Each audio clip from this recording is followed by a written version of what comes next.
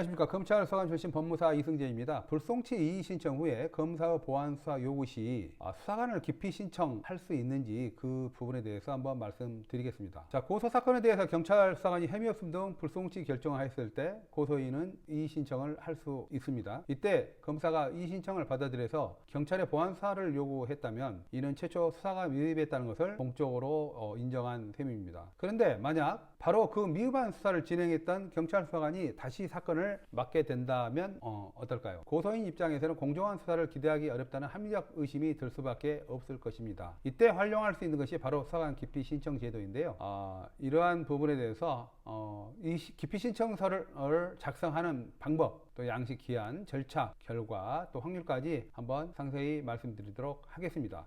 기피 신청이란 어떤 제도인가요? 사건 관계인이 특정 사법경찰관에게 수사의 공정성을 기대하기 어려운 객관적인 사정이 있을 때 해당 수사관을 수사에서 배제해달라고 서면을 통해서 공식적으로 요청하는 제도입니다. 따라서 경찰 수사관의 불공평한 수사가 염려될 때에는 고소인 등 사건 관계인은 기피 신청서를 제출하여 교체를 요구할 수 있습니다. 이러한 법적 근거는 경찰청 범죄수사규칙에 규정되어 있습니다.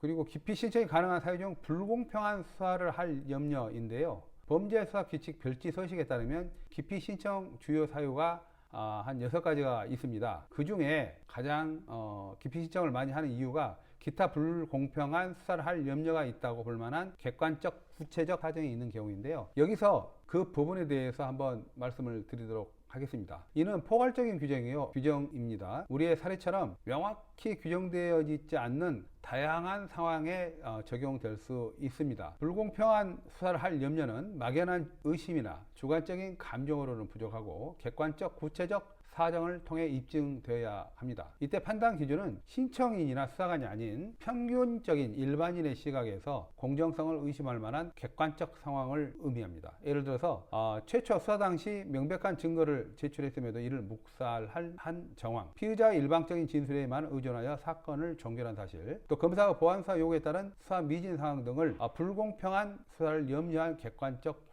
구체적 사정에 해당할 수 있습니다. 특히 검사가 보안 수사 요구 자체가 최초 경찰 수사의 부실함을 증명하는 또 강력한 자료가 될 수 있습니다. 기피 신청서를 작성하는 방법인데요. 범죄수사 규칙에 정해진 양식은 있습니다. 그러나 그 양식을 따를 필요는 없고요. 다만 다음 내용은 반드시 포함되어야 합니다. 사건 번호, 또 신청인의 인적사항, 그 다음에 기피 대상 수사관의 소속과 성명, 그 다음 기피 신청의 이유가 있겠죠. 그런 부분은 이제 가장 핵심적인 부분인데 객관적 구체적 사정을 육하 원칙에 따라서 상세히 이제 기술하시면 되겠습니다. 그리고 그 주장을 뒷받침할 만한 증거 자료를 첨부하는 것도 좋은 방법이겠습니다. 자, 기간입니다. 법령상 정해진 제출 기한은 없으나 기피 사유가 발생한 즉시, 즉 검사 보안 수사 요구 결정이 있는 직후에 지체 없이 제출하는 것이 바람직하겠습니다. 이미 보안 수사가 종결된 이후에 제출하는 것은 아무런 의미가 없겠죠. 접수 방법인데요. 신청서는 해당 사건을 수사 중인 경찰서 민원실에 직접 제출하거나 우편으로 발송할 수 있습니다. 온라인으로 국민신문고를 통해서 민원 형태로 제출하는 것도 가능합니다.